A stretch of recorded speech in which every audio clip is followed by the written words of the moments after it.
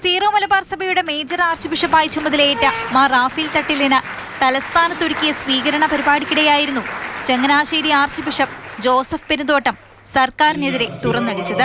ദൈവത്തിന്റെ ഈ നാട്ടിൽ ജീവിതം വിജയിപ്പിക്കാൻ സാധിക്കയില്ല എന്നുള്ള ഒരു ഫീലിംഗ് ഇന്ന് പലരുടെയും മനസ്സിൽ തളകെട്ട് നിൽക്കുകയാണ്.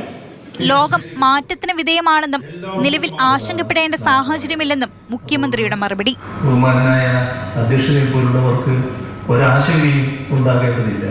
ഇവിടെ ഒരു തരത്തിലുള്ള കുറവും വരാതെ തന്നെ നമുക്ക് ഒന്നിച്ച് കാര്യങ്ങൾ നീക്കാൻ പറ്റുമെന്നാണ് കാണേണ്ടത്.